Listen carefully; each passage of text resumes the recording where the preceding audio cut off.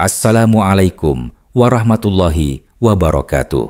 Sahabat semua, semoga selalu dalam lindungan Allah Subhanahu wa Ta'ala. Hari ini kita akan membahas sebuah cerita yang cukup heboh.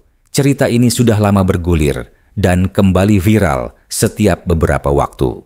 Tapi, benarkah klaim itu? Mari kita kupas dengan tenang, dengan sumber terpercaya, dan dengan akal sehat. Berbagai kisah selepas mangkatnya Ratu Elizabeth II kembali muncul ke permukaan. Sejumlah klaim kontroversial pernah mewarnai perjalanan hidup Sang Ratu Britania Raya itu.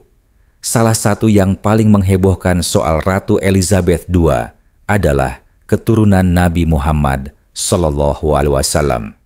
Namun, seiring berjalannya waktu, kabar-kabar tersebut hilang seiring tidak adanya bukti kuat soal klaim.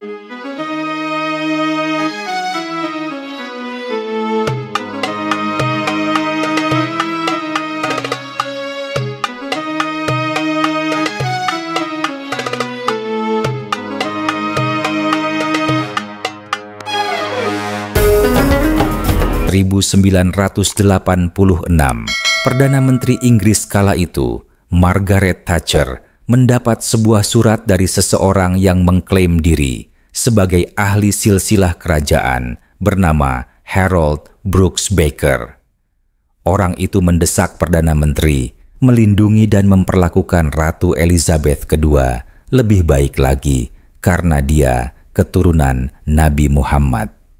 Faktor keturunan langsung keluarga kerajaan dari Nabi Muhammad tidak dapat diandalkan untuk selamanya melindungi keluarga kerajaan dari teroris Muslim, tulis Harold Brooks Baker dari otoritas silsilah Burke's Peerage.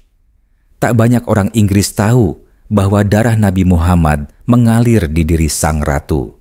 Namun, semua pemimpin agama Muslim bangga dengan fakta ini, tambah Brooks Baker. Meskipun ucapan ahli silsilah itu menuai kontroversi, suratnya tersebut kemungkinan mempopulerkan desas-desus yang terus berlanjut. Apakah Ratu Elizabeth II adalah keturunan Nabi beragama Islam? Menurut teori Brooks Baker, mendiang Raja Inggris terkait dengan Nabi Muhammad melalui Earl of Cambridge abad ke-14 yang memiliki nenek moyang yang berasal dari Spanyol Muslim abad pertengahan. Adapun hubungannya dengan Spanyol, Putri Zaida dari Sevilla yang beragama Islam abad ke-11, kabarnya telah memeluk agama Kristen dan menjadi selir Raja Alfonso ke-6 dari Kastilia. Zaida digambarkan sebagai seorang pengungsi Muslim yang melarikan diri dari Sevilla menjadi Kristen dan dikenal sebagai Isabella. Dianggap oleh beberapa orang sebagai putri penguasa Sevilla, Al-Mutamid Ibnu Abbad, konon keturunan klan Hashemid atau Hashimiyah. Dia menjadi simpanan Raja Alfonso ke-6 yang merupakan musuh bebuyutan ayahnya. Diduga, salah satu keturunan Zaida menikah dengan Richard dari Conisbrough, Earl of Cambridge, ketiga pada abad ke-14. Dia dikatakan sebagai nenek moyang Ratu Elizabeth. Namun Zaida tetap menjadi sosok misterius dan kisah sebenarnya masih tidak jelas. Klaim tersebut menarik perhatian kalangan Muslim. Mantan Mufti Agung Mesir Ali Goma pada 2018 mengatakan bahwa Ratu Elizabeth II memiliki ikatan darah dengan Nabi sejak 43 generasi. Isu adanya hubungan antara bangsawan Inggris dan Nabi juga belum sepenuhnya ditolak oleh sejarawan Inggris. Salah satu sejarawan Inggris David Starkey pada 2018 mengatakan, beredarnya teori itu sama sekali tidak aneh. Namun kalangan lain memandang klaim itu dengan skeptis.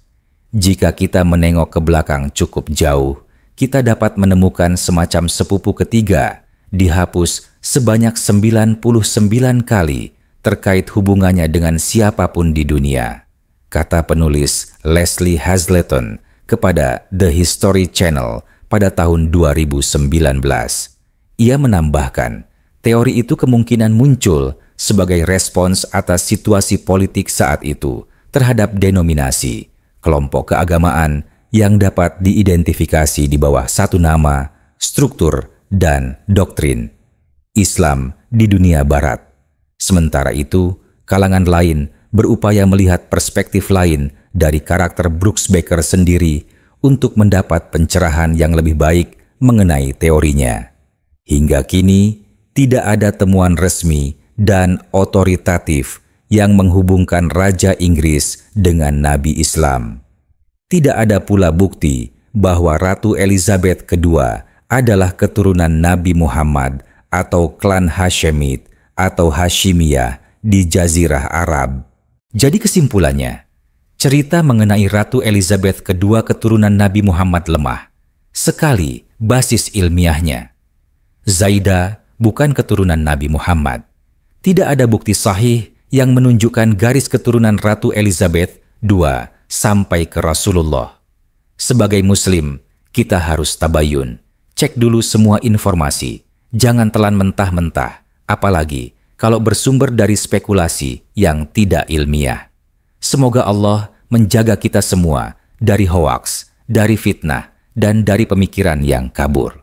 Ilmu harus dibangun di atas dalil, bukan di atas dongeng. Wassalamualaikum warahmatullahi wabarakatuh.